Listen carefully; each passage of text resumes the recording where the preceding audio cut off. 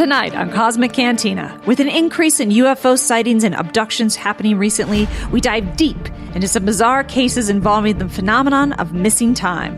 What happens to these people during these paranormal events? Butt probes or high fives? You be the judge. I'm your host, Melissa Tittle, and every week I go to my favorite bar, Cosmic Cantina, and kick back with my co-hosts, Josh Golombeski and Matt O'Connor. We talk about aliens, Bigfoot, ghosts, ancient cultures, and anything from the unseen world that needs a little illumination. Welcome to Cosmic Cantina. I'm your host, Melissa Tittle, and tonight I'm drinking a Montucky cold snack. If you don't know what that is, it's the best beer in the world. Montana and Kentucky got together and they said, let's make the most redneck beer we could possibly find, and it's delicious. Fuck yeah, man. I'm in. But it's not just called Montucky beer. It's called Montucky Cold Snack, specifically. Ooh. I don't know. I like the sound of that. It's pretty cool. There's a horse on it. Anyway.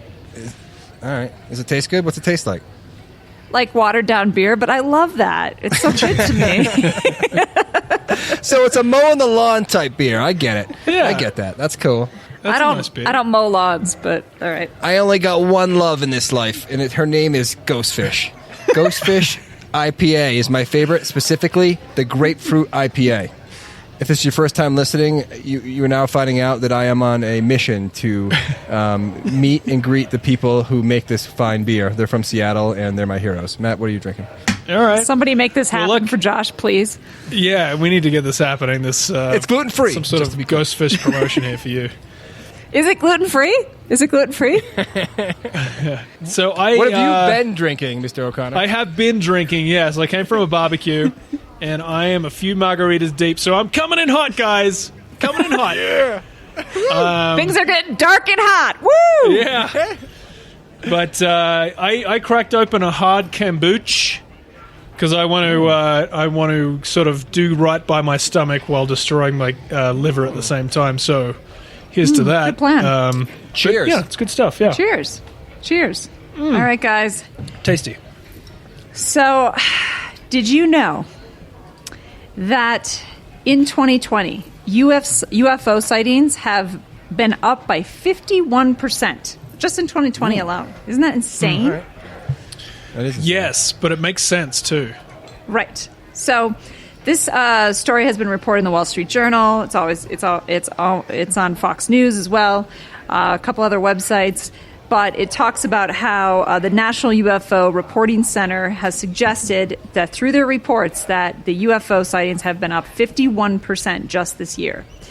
The data from the nonprofit National UFO Reporting Center, which records UFO-related events, shows the sightings are up 51% just this year, like I said, compared to the same time period in 2019. They said of the 5,000 sightings recorded, 20% of those were just in the month of April, when people are at home, stuck with COVID, and holy shit, there's something in the sky or in the backyard, or they get sucked up to a ship. Wow. Half their luck. Right? Yeah. So Wait, is this article saying abductions are up too, or just sightings overall? Is it that specific? Just sightings overall. So there's a quote from this guy named Peter Davenport. He's the director of National UFO Reporting Center. He says that while we may think that this increased interest in UFOs might be exciting, to him, it just means more work. Lately, he's been fielding... Fucking Petey. Goddamn UFO sighting! Stop calling my phone. Anyway, he's got between 25 and 50 new calls every day of some kind of UFO alien event. Yeah. Okay. So I wonder how many of those were the what was the Tesla Starlink thing that was going through that we all got fooled by? Yeah. Right. Yes, that is a concern. But outside of that, there's still a significant amount of other sightings besides when the Starlink went up. But that is in the article. It kind of goes into, is this part of those new sightings? But this is really interesting. Also this year, there's been an increase awareness of people who are abducted, extraterrestrial abductions that happen in some of these UFO events, and it's become such an awareness in the ufology world that they've created a day where this is what the article says. It's titled "UFO Fans Recognize Abduction Claims on Extraterrestrial Abduction Day." So there's an actual day created for people that get abducted, and that's just this year that this happened. So we missed it, everybody. Yeah, it's important. March 20th. I mean, I make fun, but at the same time, I think that's good. That's a step forward in the right direction. Hey guys, so if you're waiting happy for abduction day. Hey, thanks, buddy. Yeah, hey, thanks. Cheers. Thanks, dude. Thanks, Cheers to getting probed. Or not getting probed, because that doesn't happen. Jesus. Yeah. So it's March 20th, so it's 3:20. So if you really have nothing to do and you're waiting for 4:20, you can hit up 3:20, which is abduction day. Good marketing. Good marketing there. I like it. Mark your calendars. Okay. Extraterrestrial Abduction Day is an annual focus on those who claim to have had personal encounters with visitors from outer space. And while it's easy to pass it off as some comic book fantasy, a local UFO expert says these incidents have profound impacts on the people that they happen to. He's like, whether they're true or not. And most of them feel that they have been selected by creatures beyond this earth to give us a message. Most of them say that they give them a message to help humankind. There are those that are just terrifying, but he said most of them that he has recorded, they do give some kind of message. And what a time in 2020 to get some kind of message with a butt probe. Yeah. To receive a rectal message, yeah. I mean, it's probably a lot cheaper. I mean, right now the annual colonoscopy is like $1,500 with insurance. You know, you just get it taken care of. Yeah. Wow. Yes, that's exactly what it costs, Melissa. I don't know why I know that. In the last 6 months, I may have not had one. I don't know what you're talking about. Why am I bringing this important. up? Look, it's important. It's important everyone gets checked. Yeah. Oh my God, I'm young. Why did I do it? Anyways, I'm going to cut this out probably. But no, keep it in. No. Let's lean into this. All right, so on a serious note, so I think that it is interesting that they're literally publishing in the Wall Street Journal that there's a 51% increase in UFO sightings. There's an increased awareness of people that get abducted, and they're recognizing them, and they've made a special day for them. Is it just the pandemic, or is there something happening? Or have we slowed down enough to realize what is happening around us? I don't know what the answer is, but I know that we really want to focus on abductions in this podcast, and specifically missing time, like what happens when you get abducted. Mm-hmm. Yes. What does it? It's one of my. I love some high strangeness and missing time. I think a lot of things about this subject. I know we're not doing a 101 alien abduction podcast, so I'm not going to go into too many details. But the thing about missing time that I find fascinating is it seems to be involved with every alien race. No matter what race abducts you, they have the ability for you to miss that time. They got the missing time. Look, some are more gentle than others. This is true. That's a They're fact. a little more gentle in how they treat you once you're on the craft. But Yeah. we know that every race does it. We also know that interdimensional beings somehow have this power. And we also know that the U.S. military is involved in a lot of abduction experiences. And they clearly have this tech, too. So whatever this is like a tech. It seems like magic to us because people suddenly... What is missing time? What's the 101 example of it? It's you just suddenly wake up and you can't remember the last 3-4 hours where you've been, but everything seems fine. Then later, usually, you start to recall what happened during that time, and it's highly associated with UFO events, positive and negative, which is interesting. Though more negative when you look into it, which is interesting. But tonight, I just wanted to tell a story that I found in this book. Because what I started doing was I researched like missing time. I found some classic stories. I found dark stories, and just so many dark stories about UFO abductions. I'm just tired of it, and I'm on a mission to like not be so dark about aliens, as we all know. And I just hate that every story is like there's a reptilian, then there's this, and then there's that, and then I was abducted, and then there was a lady that I was supposed to have sex with, but I didn't want. It was all creepy. And then they took come on, something everybody wants to have sex with that hot chick. I was just going to say, I hate it when that happens, man. Come on.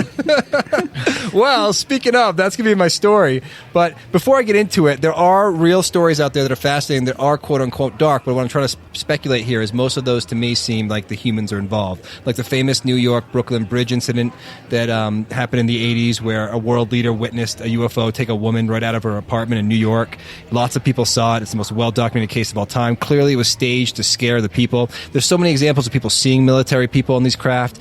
But what I found was I wanted to find a story that wasn't one of the classic contactee stories, just a fun UFO story that like brought love and light into it, more like a Spielberg movie than some dark shit you're seeing out there. I'm tired of all this darkness. So I found this great missing time alien story that I would like to share from a book that I am enjoying right now called Onboard UFO Encounters, True Accounts of Alien Abduction by Preston Dennett.